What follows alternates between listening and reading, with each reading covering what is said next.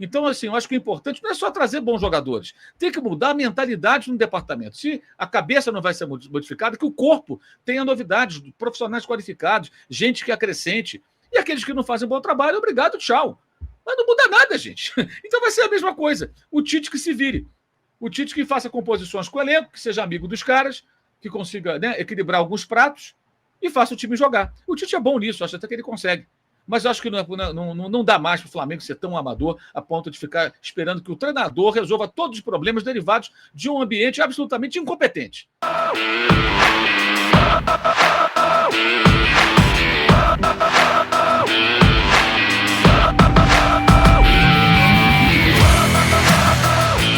Saudações rubro-negras, meus amigos, uma vez mais aqui no nosso canal Flá Toulouse. Gostaria de trazer aí para vocês um corte aí do programa na S1 Live, onde o Mauro César participa, elogia bastante as contratações do Flamengo, mas faz um grande alerta, uma grande ressalva que eu achei muito importante trazer aqui. Acho que todo rubro-negro deve ter isso sempre em mente. Estamos fazendo muitas boas contratações, mas há sempre alguma coisa que a gente tem que estar cobrando esta diretoria. Vamos lá direto pro vídeo, mas antes, encarecidamente, eu gostaria de pedir a você a sua inscrição, o seu like e o seu comentário no final do vídeo. Deixarei também na descrição o link para a live da S1 Live que foi ao ar hoje mais cedo. O que não muda é a estrutura do departamento de futebol, né?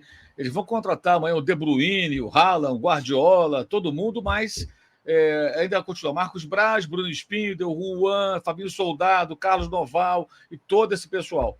Parece que o trabalho feito por essa turma tem uma avaliação excelente, porque nenhuma cabeça rolou, nada mudou, só rola a cabeça de técnico com multas milionárias. Aliás, em alguns casos, a multa é maior do que a premiação se for campeão, né? Isso é muito interessante, desses acordos bizarros que eles fecham. E eu acho que não adianta de ficar falando em reforço e ignorar que nada mudou no departamento de futebol. Nada, nada. E não há nenhum sinal de que vai mudar. Nenhum sinal. Então, o torcedor tem que ser um pouco mais atento para isso. Legal, o De La Cruz, ótimo jogador, tremenda contratação, bacana, mas e aí? E lá dentro? Porque, cara, se continuar sendo o que foi em 2023, você pode trazer qualquer jogador. A tendência é o cara se acomodar num ambiente de acomodação, de tolerância com a derrota, de permissividade, de paternalismo, de passar a mão na cabeça do jogador de futebol. E a gente vê isso nas entrevistas, inclusive, que vão pipocando aí, que pipocaram nesse final de temporada, nesse final de ano, que deixam bem claro que muitas vezes ali o mais importante, às vezes, nem parece que é o Flamengo. A gente sabe que o Marcos Braz não vai sair. Aliás, eu falo isso há muito tempo. O torcedor tem todo o direito de fazer hashtag, pedir a cabeça do Marcos Braz, mas não vai sair. Quando eu falo isso, não significa que eu deseje que ele fique. Não, não é isso. Ele não vai sair, porque o Landim já falou que não vai sair, esquece. Não é vontade, então, é informação, né? É uma informação, porra. O cara quer o quê? Vai ficar gritando, tá pregando no deserto. O Landim vai entrar por aqui e vai sair por aqui, o fora Braz. Ele não vai tirar, já falou várias vezes, ele falou para mim numa entrevista, lá no começo do ano, ele já reiterou isso inúmeras vezes, sempre que aparece, ele fala, não vai sair, acabou. Eu já expliquei até num vídeo lá no meu canal o que acontece. O Braz é uma espécie de escudo para o Landim. Ele toma a frente, ele que toma pancada, respinga no Landim, mas sem ele, talvez não, com certeza bateria mais ainda. Mais ainda, porque o Braz ele é muito midiático, ele está sempre na linha de frente, ele dá entrevista, ele aparece, e o Landim não dá entrevista coletiva. Ele, quando fala com a gente, com alguns colegas, ele fala sobre temas específicos, né? Você não vê uma entrevista do Landim que está lá, senta diante dos jornalistas e, tema livre, pergunta o que tem que perguntar. Não tem. Isso não acontece, pode reparar, nunca houve.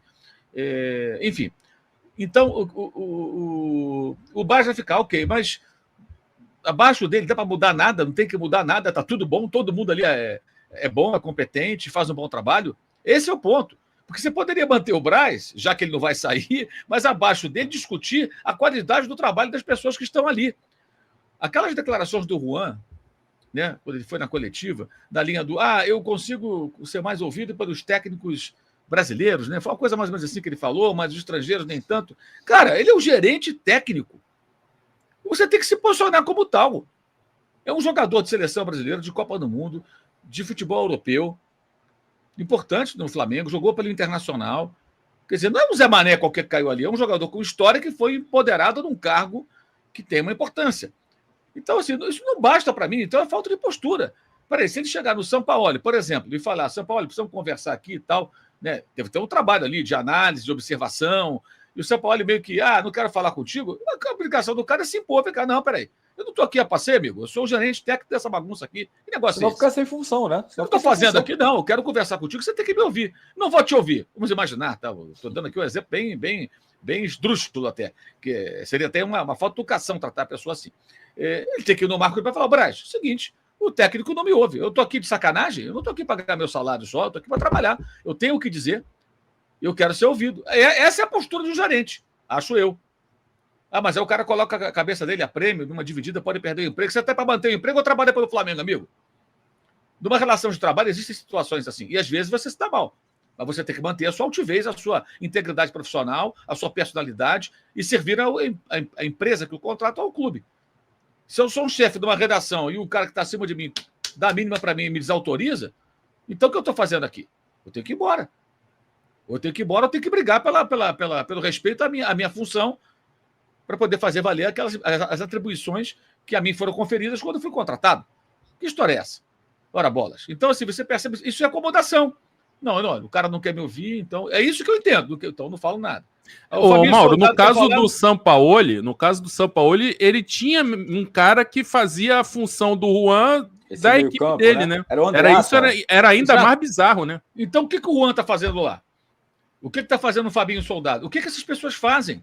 Porque eu entendo o seguinte, os caras que ocupam, né, André, essa função, quando chega um técnico de fora, qual é a deles? Eles estão fechados com um grupo ou com um técnico que chega?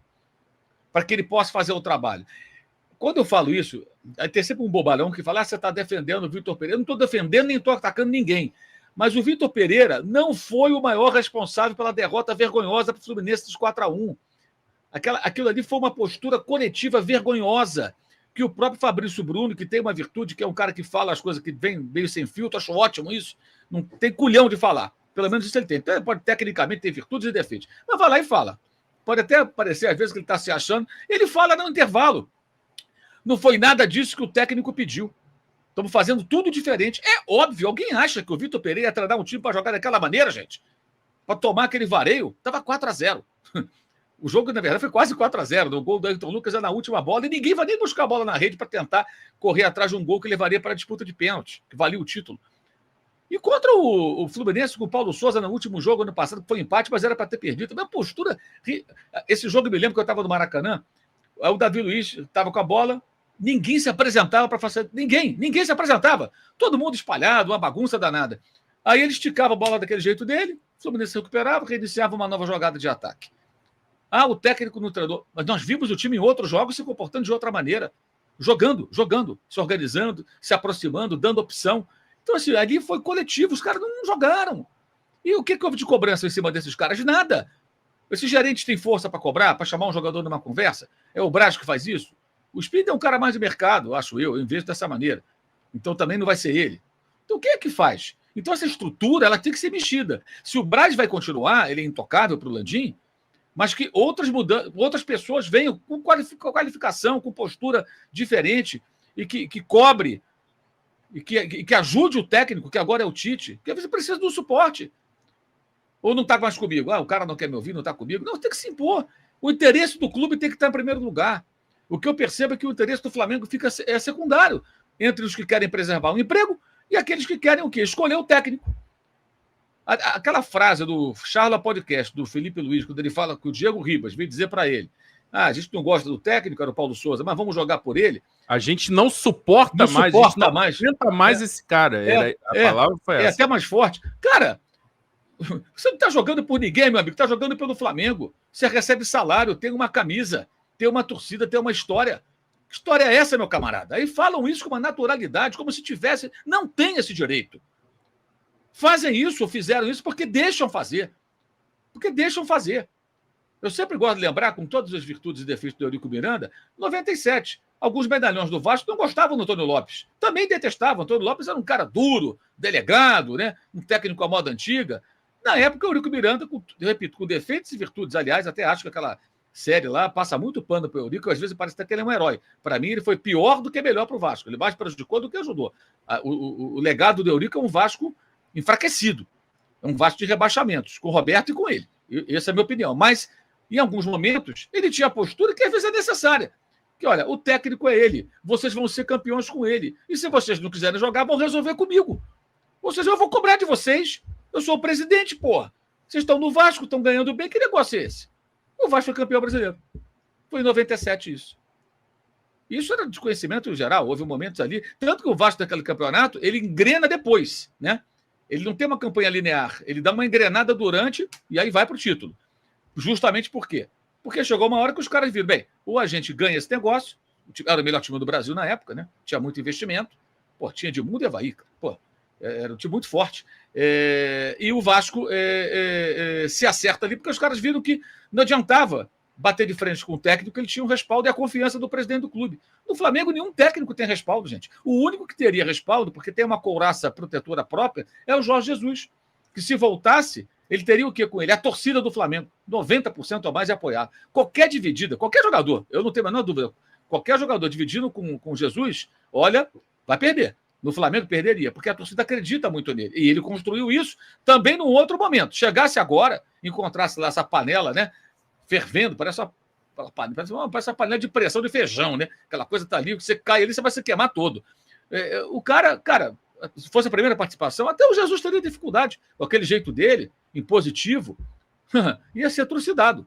Não tem a menor dúvida disso. Então, assim, eu acho que o importante não é só trazer bons jogadores. Tem que mudar a mentalidade no departamento. Se a cabeça não vai ser modificada, que o corpo tenha novidades, profissionais qualificados, gente que acrescente. E aqueles que não fazem bom trabalho, obrigado, tchau. Mas não muda nada, gente. Então vai ser a mesma coisa. O Tite que se vire. O Tite que faça composições com o elenco, que seja amigo dos caras, que consiga, né, equilibrar alguns pratos e faça o time jogar. O Tite é bom nisso, acho até que ele consegue. Mas eu acho que não dá mais para o Flamengo ser tão amador a ponto de ficar esperando que o treinador resolva todos os problemas derivados de um ambiente absolutamente incompetente. Porque é um departamento incompetente, e que permite que os jogadores também se comportem como tal. Jogadores bons. E esse é um momento interessante para isso, porque cabeças importantes estão fora do Flamengo agora. Jogadores que tinham peso e força de vestiário estão fora. Uns pararam ano passado, outros parando agora, tem gente saindo, tem gente que está meio que embaixo com a torcida. Então é um bom momento para botar essa casa em ordem e fazer com que o Flamengo seja um clube onde você não tolere a derrota. Veja bem, gente, você engole a derrota. Quando você é grande e ambicioso, você engole. Você tem que engolir. Perdeu.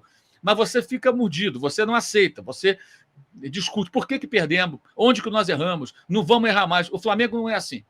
O Flamengo, desde a derrota para o Palmeiras de 4-3, lá no começo do ano, ele tolerou a derrota. Ah, não, tá tudo bem. Já ganhamos muito, né? Já fomos campeões tantas vezes, né? E continuam os jogadores falando isso até hoje, nesse tom. Não é um só, não, mais de um.